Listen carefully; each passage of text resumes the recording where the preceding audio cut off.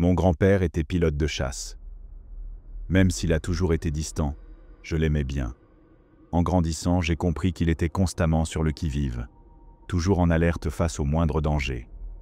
Le traumatisme de guerre, le stress post-traumatique, cela porte plusieurs noms. Ma mère m'a dit qu'il n'avait pas toujours été comme ça, qu'il avait changé à son retour du Vietnam. C'est probablement sa profession qui m'a donné cette obsession pour l'espace, les astronautes, les avions et les pilotes. On en parlait souvent ensemble. Il était un officier très compétent et haut gradé dans l'armée, et il connaissait certaines personnes influentes, même quelques astronautes très célèbres. Un jour, je lui ai demandé s'il avait déjà rencontré quelqu'un qui avait marché sur la Lune. Il m'a simplement répondu « Ne me parle jamais de la Lune, gamin. C'est un endroit sombre et maléfique. » Il est mort de cause naturelle en 2004. Il y a environ 2 mois, nous avons décidé de rénover l'ancienne maison de mes grands-parents.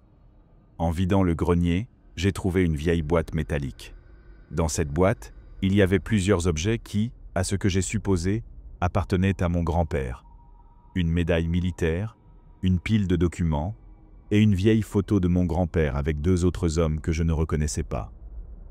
Mon grand-père semblait avoir une 40aine d'années, donc j'imagine que la photo date des années 70. Tous portaient des combinaisons spatiales, et l'arrière-plan ressemblait à celui utilisé par la NASA, sauf qu'il n'y avait aucun logo. Juste un fond monochrome vide. L'écusson de mission portait le nom de Dawnbreaker. Je ne comprenais rien. Mon grand-père était astronaute? Pourquoi n'en avait-il jamais parlé? Dawnbreaker ? Je n'avais jamais entendu parler d'une telle mission. Elle devait être extrêmement bien classée. Mais pourquoi? Les réponses se trouvèrent dans les documents au fond de la boîte. Je vais en retranscrire le contenu littéral ci-dessous, mais je vous préviens. Beaucoup risquent de trouver cela profondément troublant. Ma chère famille, si jamais vous trouvez ceci, je dois vous faire une confession. En 1972, je n'étais pas au Vietnam. Je n'avais pas le droit d'en parler, mais si vous êtes en train de lire ces mots, cela n'a sans doute plus d'importance. En 1965, moi et quelques autres pilotes avons été sélectionnés pour faire partie d'une équipe secrète d'astronautes, destinée à accomplir des missions spatiales confidentielles pour le gouvernement. Nous ne recevrions ni la gloire, ni la renommée des astronautes officiels, mais notre pays avait besoin de nous, et nous avons accepté. Début 1972, on nous a dit que, depuis quelque temps, notre pays avait un satellite secret en orbite autour de la Lune. On ne nous a jamais dit à quoi il servait, ni pourquoi il était là, seulement que quelques semaines auparavant, il s'était écrasé sur la face cachée de la Lune, pour une raison inconnue, et que les données qu'il transportait étaient cruciales. Le gouvernement devait les récupérer, et c'est ainsi que moi et 2 autres astronautes avons été envoyés pour récupérer le module mémoire du satellite. L'équipement initialement prévu pour la mission Apollo 18 nous a été transféré. D'après ce qu'on nous a dit, l'équipe d'Apollo était furieuse, et c'est compréhensible. Il semblait que ceux pour qui nous travaillions étaient bien plus puissants que la NASA. Toute la mission était évidemment classifiée au plus haut niveau. Officiellement, j'étais déployé au Vietnam. En réalité, nous avons suivi un entraînement intensif pendant plusieurs mois. Finalement, nous nous sommes retrouvés sur la rampe de lancement, face à cette fusée colossale qui allait nous emmener sur la Lune. J'étais commandant de mission, le lieutenant Carver était pilote du module lunaire, LEM, et le lieutenant Ackerman était pilote du module de commande et de service, CSM. Le vol jusqu'à la Lune a duré environ 3 jours. Une fois arrivés, nous avons effectué quelques orbites. Chaque fois que nous passions derrière l'horizon lunaire, j'avais ce sentiment d'impuissance. Lorsque toute communication avec la Terre était coupée, notre signal bloqué par cette masse rocheuse et poussiéreuse. La face cachée de la Lune n'a rien à voir avec la face visible. Pas de plaine grise ni de mer lunaire paisible, seulement des cratères sombres et profonds, comme si l'univers lui-même était en train de la dévorer. Nous avons décidé de commencer la descente. Carver et moi avons échangé des vœux de chance avec Ackerman, et dans le module lunaire nommé Charon, nous nous sommes séparés du CSM Trinity. Quand nous avons annoncé « Charon a atterri », la réponse n'a pas été des applaudissements, mais simplement Ici Trinity, félicitations Charon. Je vais transmettre les nouvelles à l'autre côté. Faites attention les gars. À partir de ce moment-là, nous étions coupés du monde. Ackerman était notre seul lien.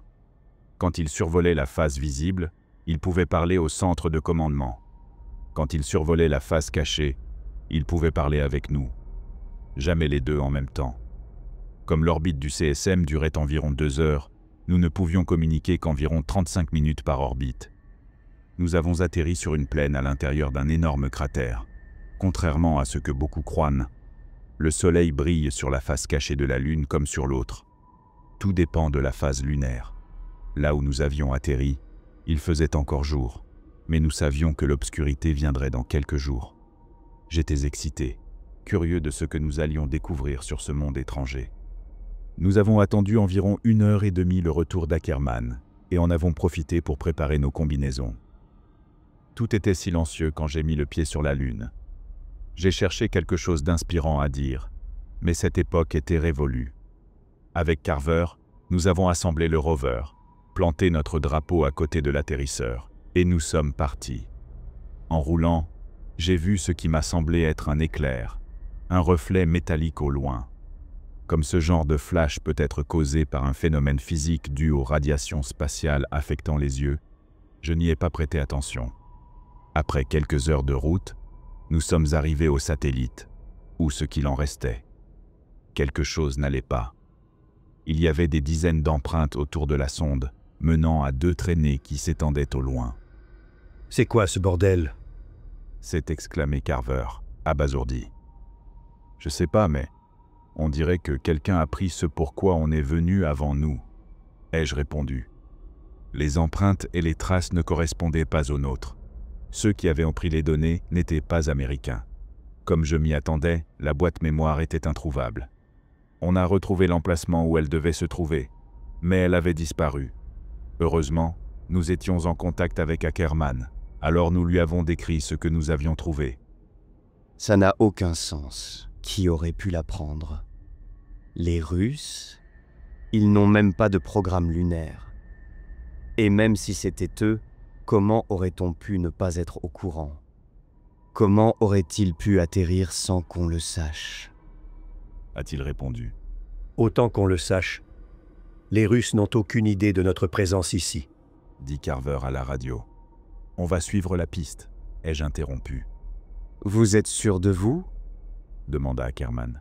Je suis pas sûr de grand-chose. Il nous manque clairement une pièce du puzzle. Mais je te suis, chef, répondit Carver. Oui, si ce qu'il y avait dans cette sonde était assez important pour que 2 pays risquent une mission ici, on doit comprendre ce qui s'est passé, ai-je répondu. Bien reçu, Charon. Je transmettrai votre position au commandement dès que possible. Faites attention à vous. Notre réserve d'oxygène était à moitié, mais nous avons continué, portés par l'envie de résoudre ce mystère. Peu après, j'ai vu quelque chose à l'horizon. En nous approchant, j'ai compris que c'était un vaisseau spatial. Son design différait du nôtre, et il portait le drapeau de l'Union soviétique. Je ne saurais dire pourquoi, mais quelque chose clochait. S'il y avait des Russes sur la Lune avec nous, ils auraient capté nos transmissions depuis longtemps. Il n'y avait plus de raison de rester discret. À l'atterrisseur soviétique non identifié, ici l'équipage de Dawnbreaker.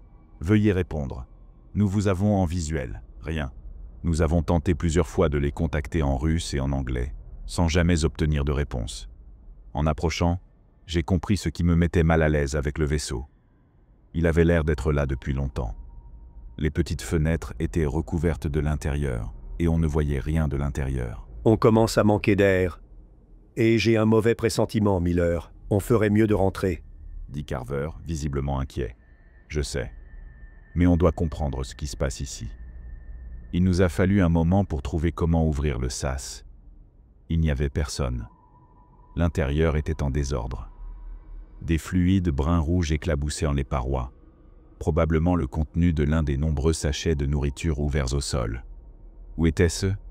Non. J'ai vite chassé cette pensée de mon esprit. C'était un appareil biplace. Il restait quelques provisions et échantillons, mais aucune trace de la boîte noire du satellite. Une combinaison spatiale était suspendue près du sas. 2 occupants et une seule combinaison, avec une étiquette de nom manquante. Nous avons vite compris que l'autre devait encore être dehors quelque part, avec son porteur. À ce moment-là, notre oxygène était presque épuisé, alors nous avons couru vers notre module. En atteignant Charon avec nos dernières réserves, je me suis rendu compte de quelque chose. « Dis-moi, Carver, c'est moi ou on n'est pas repassé devant l'épave en revenant ?» ai-je demandé. « Merde, m'en parle pas. Elle était pas là, t'as raison. » Plus tard, nous avons fait part de cette découverte étrange à Ackerman. Il a été aussi surpris que le commandement, à qui il a relayé l'information. Cette nuit-là, j'ai pris le premier tour de garde pendant 4 heures. Ce n'était pas une vraie nuit, puisque le soleil brillait toujours. Mais pour garder une notion du temps, on appelait ça la nuit. Quand ce fut enfin mon tour de dormir, j'ai fait un rêve où je suivais l'éclair que j'avais vu la veille. Je marchais sans fin, jusqu'à tomber sur la même combinaison que celle du vaisseau russe, posée là, dans la poussière. Les membres étaient tordus de manière grotesque, mais quelqu'un, ou quelque chose, était clairement à l'intérieur. Je me suis approché, et j'ai lentement commencé à ouvrir la visière solaire qui obscurcissait l'intérieur du casque.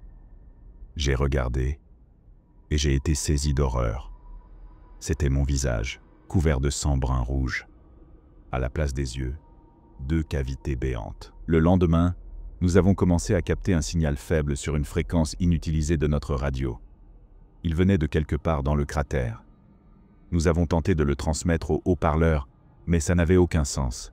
C'était juste un son répétitif, comme si quelqu'un articulait un unique son ou une voyelle, étiré sur 3 secondes, suivi d'un silence de même durée.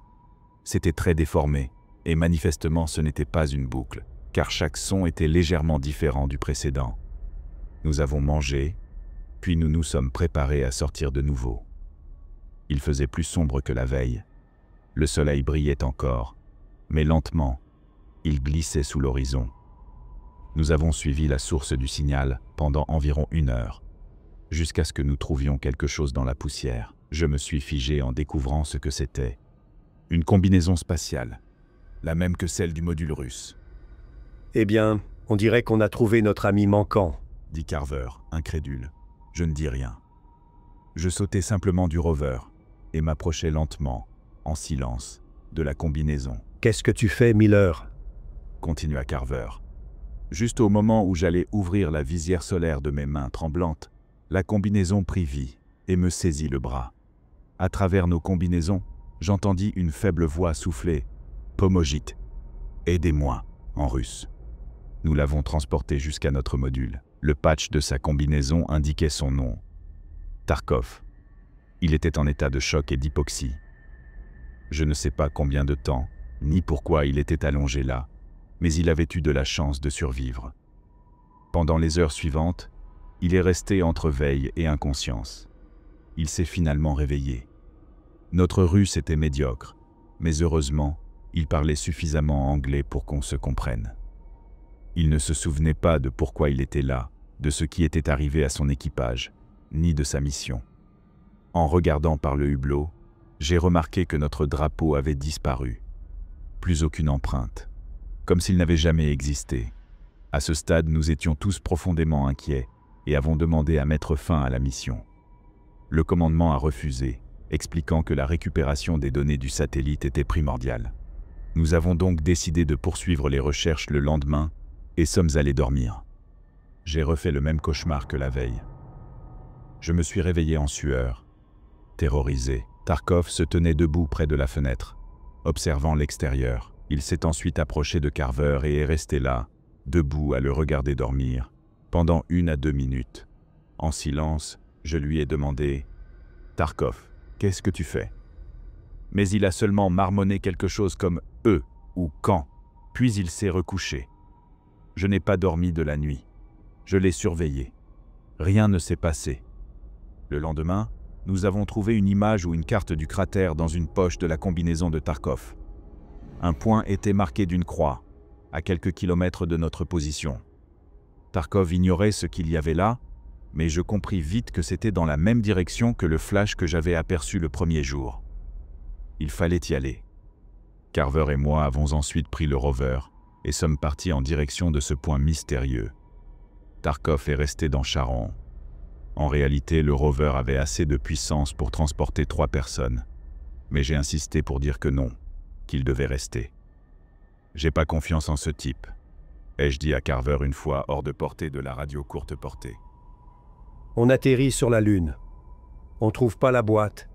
Et maintenant, la sonde a disparu. Puis on tombe sur un Russe supposé mort, qui se souvient même pas de sa dernière merde. Et maintenant, on file vers un endroit louche marqué sur sa carte, dont lui-même ne sait rien. Bien sûr que je lui fais pas confiance. Mec, je fais même pas confiance au sol que je foule. Qu'est-ce qu'on va faire de lui? Demanda-t-il plus tard. J'en sais rien, mais on ne peut pas l'emmener. Ni le LEM ni le CSM ne sont conçus pour un passager supplémentaire. Tu le sais. Et j'ai bien peur qu'il le sache aussi, répondit Carver. Le soleil se couchait. Après un moment de conduite, nous avons atteint quelque chose qui, encore aujourd'hui, me laisse perplexe. Là, juste devant nous, se trouvait une pyramide à 3 faces, environ 3 mètres de haut. Sa surface était complètement lisse, noire comme la nuit. « Qu'est-ce que c'est que ce truc ?» demanda Carver, la voix tremblante. Nous avons tourné autour et pris des photos. « C'est quoi ce bordel ?» ai-je soudain entendu dans la radio. Je me suis retourné et ai vu Carver figé, fixant quelque chose. Dans la lumière mourante, à environ 6 mètres, se tenait une combinaison spatiale. Je reconnus le patch manquant et compris que c'était celle du vaisseau russe. Elle était debout, sur ses pieds, la visière solaire ouverte, et à l'intérieur, rien.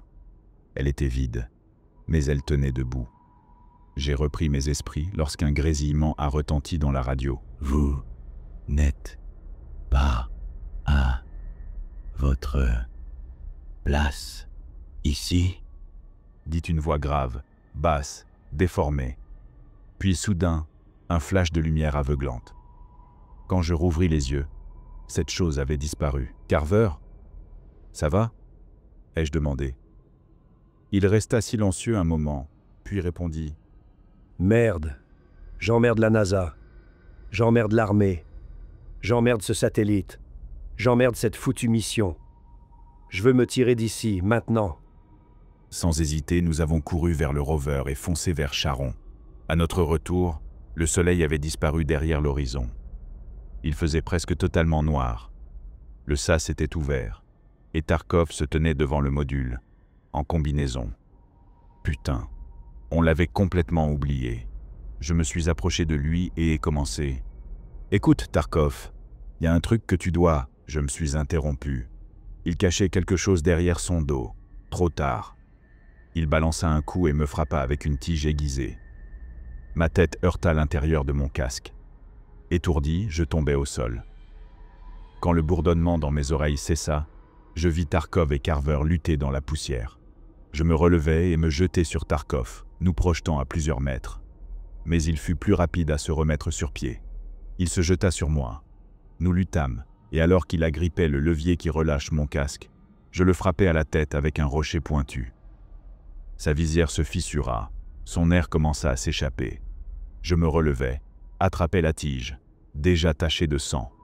Il se jeta à nouveau sur moi, mais je le poignardai en pleine poitrine. Il s'effondra sur moi, et quand nos casques se touchèrent, il parla, alors que le dernier souffle d'air quittait ses poumons. « Ce n'est pas ton ami. Suis la voie. » Je me suis relevé et suis allé vers Carver. Sa combinaison était perforée au niveau de la cuisse, et du sang brun-rouge était aspiré hors de la plaie dans le vide, sans air autour de nous. En le ramenant dans Charon, je me suis rendu compte que notre trousse de secours avait disparu. Il perdait beaucoup de sang. J'ai réussi à ralentir l'hémorragie, mais il fallait le soigner correctement. J'avais peur que, si nous décollions, il se vide de son sang, encore plus vite en apesanteur. « Il y avait une trousse de secours dans le vaisseau russe, non ?» dit-il. « Oui, » ai-je répondu. « Miller, tu dois aller la chercher. » « Merde. C'est pas si loin d'ici, si ?» « Non, pas vraiment. Tu es sûr de pouvoir tenir jusqu'à mon retour ?»« Ouais, vas-y. » Alors j'y suis allé. « Ne meurs pas, Carver. C'est un ordre, » ai-je dit avant de partir. Comme je l'ai dit, je suis arrivé rapidement au module russe, mais ça m'a semblé une éternité Tout au long du trajet, je m'attendais à ce que quelque chose surgisse des ténèbres. Je n'ai pas été surpris de voir que la combinaison qui était accrochée au mur avait disparu. Mais malgré ça, un frisson m'a parcouru l'échine. J'ai pris leur trousse médicale et suis reparti aussi vite que possible. Mais je ne pouvais pas arrêter de penser aux derniers mots de Tarkov. « Ce n'est pas ton ami. Suis la voie. » Je me répétais ça dans la tête.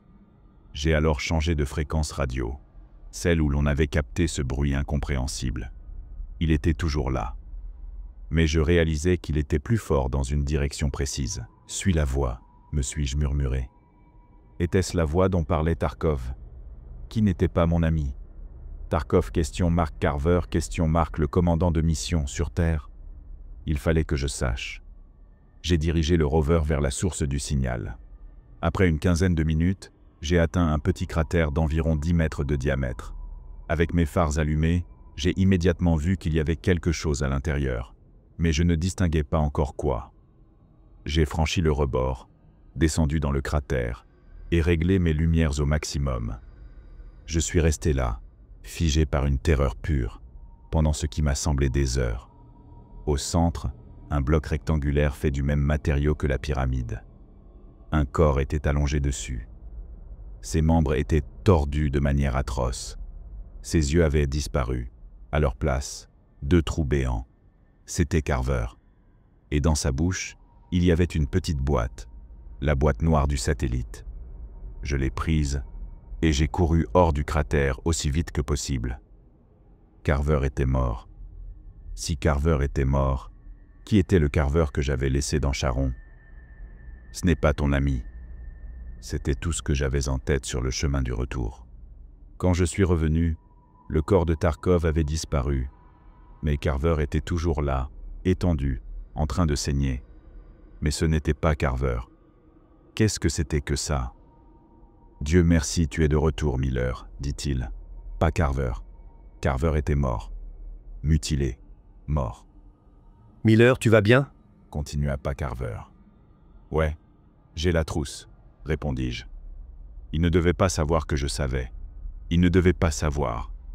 J'ai soigné sa blessure, et le sang s'est enfin arrêté. Je l'ai attaché, puis je me suis attaché moi-même. Je ne lui ai pas dit que j'avais trouvé la boîte noire. Je ne lui ai pas dit que je l'avais trouvée, lui. Le moteur rugissant sous nous, Charon s'est détaché en 2, et la cabine de l'équipage nous a propulsés dans le vide, tandis que les jambes restaient à jamais plantées dans la poussière lunaire. J'ai déjà dit plusieurs fois que certaines minutes m'avaient semblé durer des heures. L'ascension et le rendez-vous avec Trinity ont pris un peu plus d'une dizaine de minutes. Mais ces minutes-là ont duré des décennies. Je voulais hurler si fort que mes poumons explosent. Je voulais vomir. Mais je ne pouvais pas. Sinon, il s'en serait rendu compte. Je voulais perdre connaissance. Mais je ne pouvais pas. Je devais sauver Ackerman. Après plusieurs vies entières, nous avons enfin accosté Ackerman et Trinity. Pendant toute l'opération, nous avions gardé le contact radio avec lui. Mais le voir en vrai, c'était différent. Il était effrayé. Mais moi, je l'étais encore plus. Il ne savait pas que Carver n'était pas Carver. Moi, je savais. C'est moi qui me suis détaché le premier. J'ai poussé Ackerman hors du tunnel d'amarrage. J'ai frappé Carver, pas Carver, en plein visage quand il a tenté de suivre. J'ai refermé le sas derrière moi. « Qu'est-ce que tu fous, Miller? T'es devenu fou ?» hurla Ackerman en me plaquant contre la paroi du module. « N'ouvre pas, Mike. n'est pas Carver. Ce truc dans le lemme n'est pas Carver, tu m'entends ?» criai-je en retour, souffrant. Même en tant que soldat endurci, Ackerman s'est effondré en larmes. Je me suis détaché et suis passé aux commandes. Avant de désarrimer Charon, j'ai regardé une dernière fois par le hublot du sas. Il était là, une chose avec le visage et le corps de Carver. Mais ce n'était pas lui. Elle nous fixait. Ses yeux étaient lisses, noirs comme la nuit. Elle ouvrit la bouche d'une façon inhumaine, impossible pour un être humain, et poussa un hurlement strident, terrifiant, que je donnerais tout pour oublier. Puis, d'un seul coup, un silence total. Charon se détacha du CSM. et dériva dans le néant. Moi et Ackerman n'avons pas échangé un seul mot pendant les 3 jours de retour sur Terre. Nous avons été placés en quarantaine pendant des mois. Personne ne nous a jamais expliqué ce qui s'était passé. Je n'ai jamais su ce que contenait la boîte noire. Honnêtement, je ne veux pas le savoir. Après tout ce que j'ai vécu, mais ce qu'il y avait dedans a manifestement suffi à faire annuler toutes les autres missions lunaires et au-delà. Finalement, ils nous ont relâchés, tout en étant très clairs. Nous ne devions jamais en parler. Je n'ai jamais revu Ackerman après ça. La seule fois où j'ai reparlé de lui, ce fut quand 2 hommes en costume sont venus chez moi, quelques années plus tard. Capitaine Miller, avez-vous eu des nouvelles du lieutenant Ackerman récemment? M'a demandé l'un d'eux, après les salutations. Non, je n'ai plus jamais eu de contact avec lui depuis la mission. Il s'est passé quelque chose? Ai-je répondu. Je suis désolé de vous l'annoncer, mais le lieutenant Ackerman a été retrouvé mort hier, dans une forêt voisine. Je me suis assis, sous le choc. Je ne le connaissais pas si bien, mais on avait passé beaucoup de temps ensemble à l'entraînement. Et surtout, on avait traversé l'enfer ensemble. C'était plus que suffisant pour que je le considère comme un ami. Pauvre Mike. Comment est-il mort? Ai-je demandé. Nous ne savons pas encore, mais il avait de multiples fractures à tous les membres, et ses yeux avaient été arrachés. Ma recherche de la vérité avait enfin porté ses fruits. Par où commencer? J'ai déjà mentionné que mon grand-père connaissait certaines personnes, ici et là. Il m'en avait même présenté quelques-unes. Et j'ai fini par me convaincre de recontacter l'une de ces personnes qui travaille à la NASA. Malheureusement, il n'a pas pu m'aider. Mais il m'a donné le contact de quelqu'un qui, peut-être, le pourrait. Ce second contact ne m'a pas aidé non plus. Mais de fil en aiguille, je me suis retrouvé baladé entre une dizaine d'intermédiaires, jusqu'à ce que je tombe enfin sur quelqu'un qui savait exactement de quoi je parlais. Enfin, je ne l'ai pas rencontré en personne, seulement en ligne. Mais vous voyez l'idée. Évidemment, je ne révélerai jamais son identité, ni aucune autre information que ce que je vais écrire ici. Il n'a pas été très accueillant au début. Quand je lui ai demandé s'il savait quelque chose sur Dawnbreaker, il a failli couper la conversation immédiatement. Qui t'a parlé de ça? Tu joues avec des choses que tu ne comprends pas, jeune homme. Jacob Miller était mon grand-père, ai-je expliqué. Il est resté silencieux quelques secondes. Je vois. Je suppose qu'on ne pouvait pas cacher ça éternellement. Je peux t'aider. Pas parce que tu me le demandes, mais parce qu'il est temps. Mais je te préviens, il y a des choses que tu ne veux pas savoir. Il m'a envoyé une clé USB par la poste et m'a expliqué de façon très complexe ce que je devais en faire. La clé n'était en réalité qu'un leurre. Après l'avoir démontée, elle contenait une carte micro SD. Je ne sais pas si j'ai raison de mettre tout ça en ligne. Ce que vous allez lire va vous apporter beaucoup de réponses, mais aussi ouvrir encore plus de questions. La carte SD contenait la transcription de ce qui semblait être un enregistrement audio en russe. Comme pour le message de mon grand-père, je vais retranscrire son contenu ci-dessous. Pardonnez mon introduction abrupte. Je m'appelle Leonid Ivanovitch Tarkov. J'étais cosmonaute sur la station Kamchatka. Passons les formalités et allons droit au but. Vous savez que nous sommes ici, et vous nous espionnez avec votre petit Spoutnik depuis un moment. Et même si je déteste vous remettre ça, j'espère que vous ferez bon usage de ces informations, car je n'ai plus aucun espoir. Au cas où vous vivriez vraiment sous une pierre, je vais vous expliquer ce qui se passe. Nous sommes ici depuis 2 mois maintenant. Moi, Lenko, Novak et le commandant Polyakov. Que Dieu ait leur âme. Notre station est minuscule, mais elle fonctionne bien. C'est un petit dôme avec 4 pièces, un laboratoire, un local de stockage, une salle des machines et une zone de vie centrale. Notre mission était d'étudier la Lune et sa structure. Bien avant que vous, les Américains, ne découvriez l'anomalie des cratères, nous étions déjà au courant. Sur tous les autres corps célestes, la taille et la profondeur d'un cratère varient selon la puissance de l'impact, mais leur forme reste cohérente. Sur la Lune, ce n'est pas le cas. Les cratères sont trop peu profonds. Aucun ne descend au-delà d'une certaine limite. Nous avons installé cette station dans un cratère particulièrement large et profond pour mieux comprendre ce phénomène étrange. Tout se passait bien, jusqu'à ce que nous commencions à creuser. C'était le 64e jour de l'expédition. Nous nous sommes tous rassemblés pour observer le fruit de notre travail. Le forêt était un véritable chef-d'œuvre d'ingénierie, conçu spécialement pour cette mission. Le but était de forer aussi profondément que possible. Prêts à faire tourner la machine, camarades ? Demanda avec enthousiasme Lenko, notre ingénieur. Nous avons tous acclamé, puis il a appuyé sur l'interrupteur. Le silence laissa place à un bourdonnement. Le bourdonnement devint rotation. La rotation devint forage. J'étais fier d'être là, de servir l'Union, mais j'avais hâte de rentrer sur Terre. C'était le premier pas vers notre retour. Après avoir vérifié que tout fonctionnait bien, nous avons commencé à remballer nos affaires pour rentrer chez nous. Naturellement, Lenko fut le dernier à partir.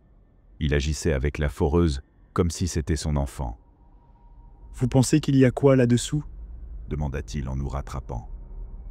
Nos instruments ne détectent rien au-delà de 5 mètres. Il doit y avoir une couche d'un minéral très dense, ou peut-être un élément inconnu. Qui sait ? Répondit Novak, notre géologue. Moi je dis qu'on va trouver du fromage. Plaisantai-je. Et tout le monde rit. Même le commandant Polyakov esquissa un sourire.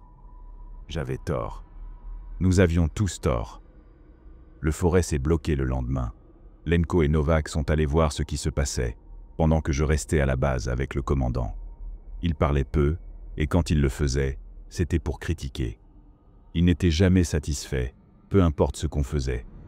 Mais au fond, ils tenaient à nous, et on le respectait pour ça. Lenko et Novak revinrent plus tard avec une poignée de pierres noires acérées, accompagnées de nouvelles plutôt surprenantes. Comme prévu, à environ 4 mètres de profondeur, il y a une couche de ce matériau noir extrêmement dur. Tellement dur, en fait, qu'il a brisé la tête du forêt, expliqua Novak. Tu sais ce que c'est ? Demanda le commandant. Pas encore. Peut-être un minéral cristallin métastable, formé sous haute pression, mais je ne pourrais pas savoir tant que je n'aurais pas mené plus d'analyses. Les jours suivants furent très intéressants. Lenko et moi passions notre temps à remplacer les têtes de forage. Novak, lui, était entièrement absorbé par l'étude de ce matériau étrange. Le fait qu'il ne fasse aucun progrès ne faisait que renforcer sa fascination. Je réparais la foreuse avec Lenko quand, soudain, elle chuta brutalement dans le trou. Elle a failli nous emporter avec elle. « Tu as vu ça » émanda Lenko, déconcerté. « Évidemment, idiot. Elle a failli m'aspirer là-dedans, au cas où tu ne l'aurais pas remarqué, » ai-je répliqué. Je compris alors qu'il ne parlait probablement pas de la foreuse. Il allait dire quelque chose, puis se ravisa. J'ai regardé dans le trou. J'ai sorti un bâton lumineux de ma combinaison, l'ai activé et l'ai laissé tomber. Il est tombé dans une sorte de cavité. Le reste de l'équipe est arrivé peu après. Le commandant a commencé par maudire la foreuse, puis nous, avant de finalement nous féliciter d'avoir fait la première grande découverte sur cet astre. Je savais ce qui allait suivre. Préparez votre équipement et reposez-vous. Demain, on descend. Zrenia, dit Polyakov. Quand nous sommes retournés à Kamchatka, Lenko insista pour aller réparer les équipements extérieurs. C'était étrange. Il l'avait fait 2 jours plus tôt. Mais nos instruments tombent souvent en panne, donc je n'ai pas insisté. Je voulais l'accompagner pour qu'il ne soit pas seul dehors, mais il refusa catégoriquement. Il est revenu environ 30 minutes après nous. Mais quelques minutes après son retour, nous avons entendu un bang au niveau du sas, puis un autre. Nous avons accouru, et Novak a regardé par le hublot. Ses yeux se sont écarquillés. Il fixait l'extérieur avec une expression vide. « Qu'est-ce que c'est » ai-je demandé. Je ne sais pas, répondit-il. Lenko, tu sais ce qui se passe. Tu es revenu en dernier, demanda le commandant. Non, je vous jure que je ne sais pas ce que c'était, dit-il. Novak resta à la fenêtre quelques secondes encore, puis retourna à ses travaux. Nous avons fait de même. Le lendemain, nous sommes descendus dans le trou. Le commandant descendit en premier, puis ce fut mon tour. Je descendis en rappel d'environ 4 mètres, jusqu'à atteindre la couche du matériau noir. Déjà que l'ouverture était étroite avec nos combinaisons, Je devais faire attention à ne pas déchirer la mienne sur les bords acérés de cette matière sombre. Puis je parvins dans une section creuse et descendis encore 10 mètres jusqu'à toucher le sol. C'était noir comme dans un cercueil, mais mon projecteur révéla une sorte de cavité ou de dôme. Les murs étaient invisibles, mais le sol était fait du même matériau que le plafond. La foreuse était là, effondrée. Nous avons attendu le reste de l'équipe, puis avancé dans l'obscurité. Après quelques minutes, nous avons vu un mur. Comme je m'y attendais, il était fait du même matériau. « Tu sais ce que c'est, Novak ?» demanda le commandant. Je ne comprends pas. C'est comme un cristal extrêmement compact, mais je ne peux pas déterminer sa composition. Il est totalement inerte, ne fond pas et conduit très mal la chaleur, expliqua-t-il. Nous avons longé le mur jusqu'à revenir à notre point de départ. Les murs, le plafond, le sol. Rien que ce matériau noir, lisse, impeccable. En repartant vers l'ouverture, nous avons trouvé une autre entrée dans le sol. Une rampe descendait en spirale. Après quelques hésitations, nous avons décidé d'y aller. Nous sommes descendus dans une plus petite cavité, d'où partaient 4 tunnels, comme une croisée. Personne n'a posé la question évidente. Ce n'était pas une formation naturelle. Il y avait 4 tunnels, et 4 d'entre nous. On aurait pu se séparer. Mais nous étions soldats, pas des gamins dans un film d'horreur. Alors nous sommes restés ensemble. Nous avons marché environ 40 minutes. Nous avons croisé plusieurs intersections.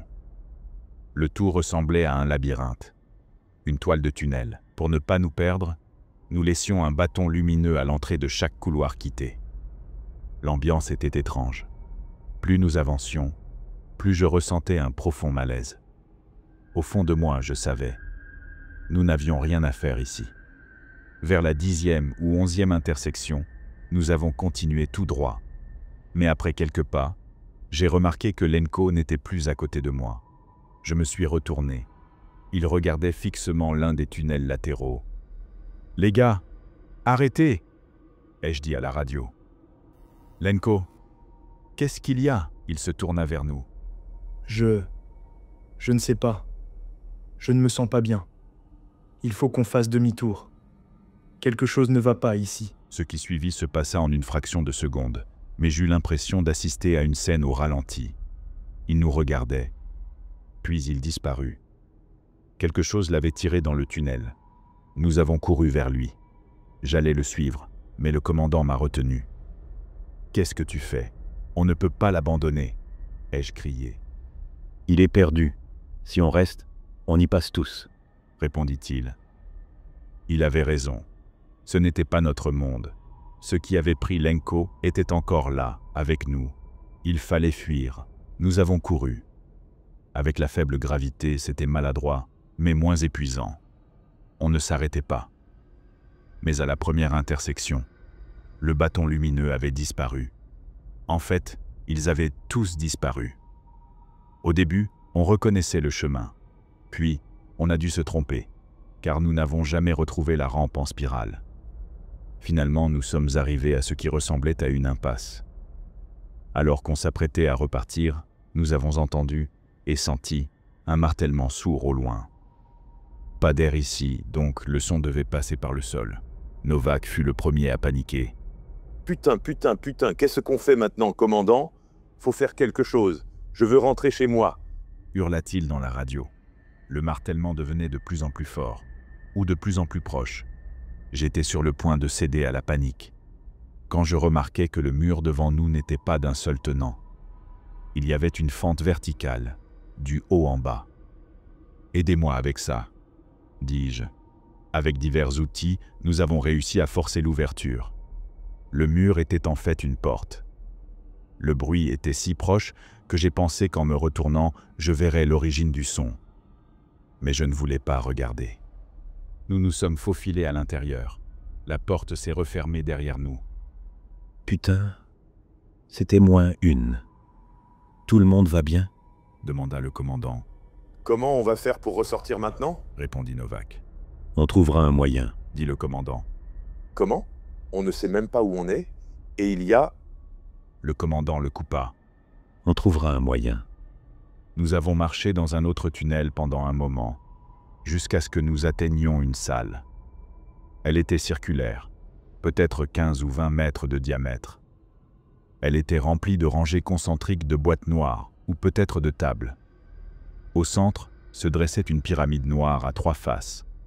Encore une fois, 4 tunnels partaient dans chaque direction, comme à une intersection. Qu'était cet endroit? Nous avons décidé de ne pas perdre de temps, et sommes entrés dans l'un des tunnels. Nous avons sans doute marché pendant des heures, mais notre oxygène était presque épuisé. Et peu après avoir quitté la salle circulaire, j'ai commencé à le sentir. Mon esprit devenait brumeux, mes jambes semblaient de fait de geler. Je me souviens qu'on a fini par atteindre une pièce. Elle était circulaire, avec des rangées concentriques de tables noires et la même pyramide au centre. Je n'avais plus assez d'énergie pour réaliser que, d'une manière ou d'une autre, nous étions revenus dans la même salle qu'au départ. Je me suis effondré au sol, haletant, luttant pour respirer les dernières molécules d'oxygène dans mon casque. Dans un dernier geste désespéré, j'ai détaché mon casque. J'ai pris une profonde inspiration et un air froid remplit mes poumons, avant que je ne perde connaissance. J'ai vu quelque chose pendant que j'étais inconscient. Je ne m'en souviens pas clairement, comme un rêve qui s'évanouit au réveil. Je me rappelle seulement une forme, un être, je ne saurais le décrire, mais je savais qu'il dormait. Et puis, il s'est réveillé. Tarkov, dit une voix au bord de ma conscience. Réveille-toi. Je me suis réveillé. Novak était là. Réveille-toi, Tarkov, répéta-t-il en me secouant. Il avait aussi enlevé son casque. D'une manière ou d'une autre, il y avait de l'air ici, et nous pouvions respirer. Mais après tout ce qu'on avait vu, ce n'était pas ce qu'il y avait de plus étrange. « Que s'est-il passé ?» demandai-je. « Dieu merci, tu vas bien. Je ne sais pas, mais quelque chose ne va pas avec Polyakov. » répondit-il.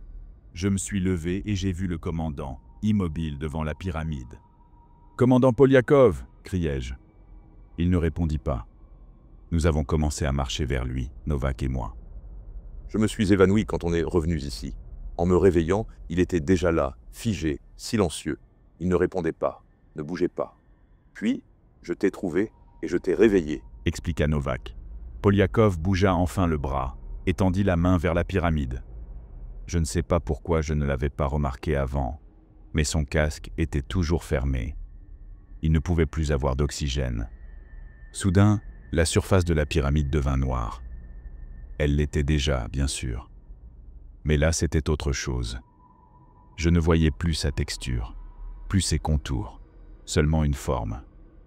Comme si un morceau de l'espace lui-même avait été arraché. Une sorte de main noire apparut devant la pyramide. Je ne sais pas d'où elle venait, mais elle semblait émerger de la pyramide elle-même. Elle attrapa le bras de Polyakov, et en une fraction de seconde, l'aspira dans les ténèbres. Nous avons fait demi-tour et couru dans le tunnel sur notre droite. À une 50aine de mètres, j'ai trébuché et suis tombé face contre sol, brisant ma lampe dans la chute. La dernière lumière disparut avec Novak, qui fuyait devant moi, me laissant dans l'obscurité. Puis j'ai entendu des pas lourds derrière moi. Je voulais me relever et courir, mais je ne pouvais pas. Je n'en avais plus la force. Je suis resté là, au sol, attendant ma fin, alors que les pas se rapprochaient. La chose arriva à ma hauteur. Une main toucha ma jambe, puis mon dos, puis ma tête, et enfin, mon visage. Elle était froide. J'imaginais que c'était la même main noire qui avait tiré Polyakov dans la pyramide, qu'elle allait me traîner à l'intérieur à son tour, pour faire je ne sais quelles horreurs. C'était la fin. Mais ça ne s'est pas produit. « C'est qui ?» demanda une voix tremblante. Je fus pris de court. Je ne savais que faire. C'était la voix de Lenko. « C'est Tarkov », dis-je après un silence. « Dieu merci, je t'ai retrouvé. Je croyais mourir ici, tout seul. » dit-il. Je me suis relevé. Nous avons marché ensemble dans l'obscurité absolue. Nous avons erré dans les tunnels pendant des heures, des jours, des semaines. Au début, ce n'était pas si terrible, parce que je n'étais pas seul. On parlait de tout, de nos familles, de nos carrières, de comment nous étions devenus cosmonautes. À un moment, je lui ai demandé ce qui s'était passé, après qu'il ait été arraché.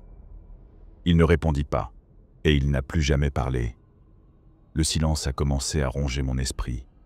À chaque pas, je doutais. Comment Lenko avait-il survécu? Qu'était-il arrivé à Polyakov? Mais une pensée écrasait toutes les autres. Était-ce vraiment Lenko à mes côtés?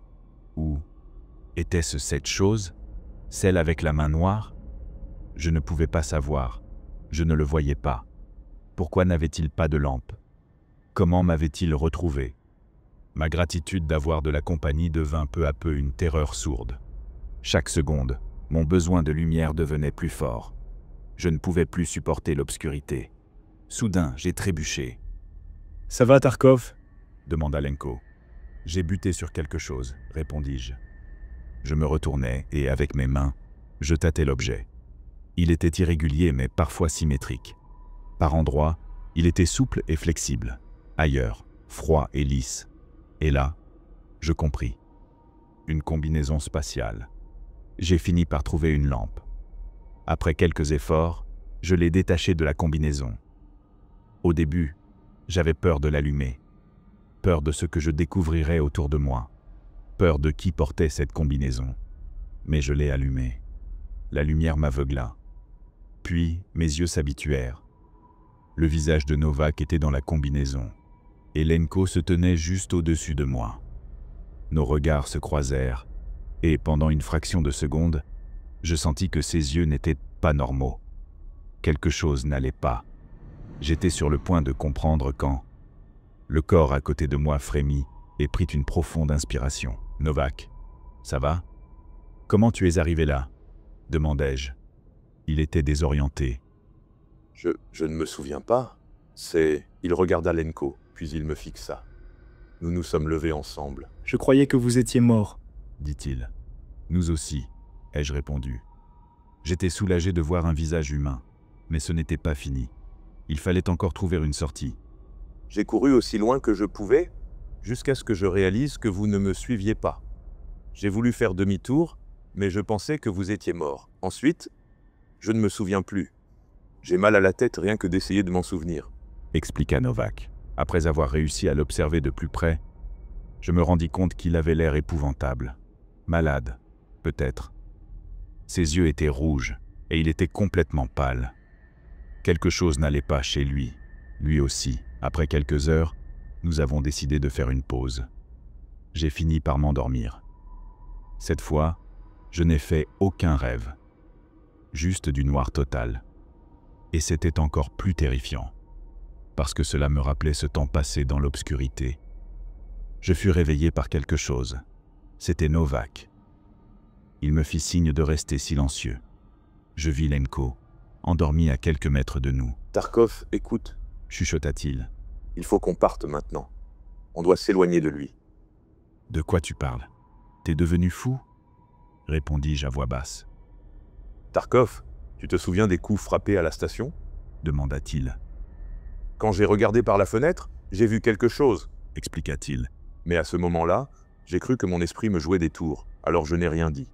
Au loin, j'ai vu une silhouette. Elle nous tournait le dos. Elle s'éloignait. Puis elle s'est arrêtée quand j'ai mieux regardé. Elle s'est retournée et m'a fixé. C'était lui. C'était Lenko. Conclut Novak. Il me fallut un moment pour assimiler tout ça. Puis j'ai hoché la tête et me suis levé sans un bruit. Nous avons commencé à nous éloigner prudemment. Quelque chose clochait dans cet endroit. Quelque chose que je ne peux pas expliquer. Des gens disparaissaient, des gens réapparaissaient. Si ce que disait Novak était vrai, était-ce vraiment Lenko derrière nous? Et si ce n'était pas lui, alors quoi? Et si ce n'était pas Novak non plus? Si ce n'était rien de tout ça? Je ne pouvais faire confiance à personne, même pas à moi-même. Tout semblait irréel, mais en même temps, si réel. J'avais des centaines de questions, et je ne voulais pas de réponse. Je me sentais sur le point de me briser, comme si les murs du tunnel se refermaient sur moi, se resserrant à chaque seconde. Je voulais fuir, je voulais rentrer chez moi, mais j'étais si loin de chez moi. Et puis, j'ai entendu une voix derrière moi. « Est-ce que tu es mon ami, Tarkov? Demanda Lenko. Je me suis retourné et je l'ai vu debout, juste derrière Novak, qui marchait derrière moi. Je ne savais pas quoi faire. Bien sûr que je suis ton ami, ai-je répondu. Bien, dit-il. Je le regardai dans les yeux et je compris ce qui n'allait pas. Ses yeux étaient noirs, noirs comme l'abîme. Qu'es-tu? ai-je hurlé. Nous sommes tout, répondit-il d'une voix dérangeante, inhumaine. Il ouvrit alors la bouche d'une manière impossible, surnaturelle, et la referma autour du cou de Novak, engloutissant sa tête dans sa gorge. Novak hurla de douleur, mais ses cris furent étouffés par la chair de la chose. Je me retournai et me mis à courir, tandis que des hurlements et des cris perçants résonnaient derrière moi. Je n'osais pas regarder en arrière, mais je sentais qu'il se rapprochait. J'ai couru à travers le tunnel, jusqu'à atteindre une intersection. Au centre se trouvait une rampe en spirale. Mon cœur bondit. C'était peut-être notre point d'entrée. Il le fallait. Je gravis la rampe, mais plus je montais, plus il devenait difficile de respirer. J'ai remis mon casque et atteint une grande pièce. Au plafond, un rayon de soleil filtrait à travers un petit trou. Je suis sorti. J'étais enfin dehors. Mais je n'avais pas le temps de savourer l'instant. Je n'avais plus d'oxygène.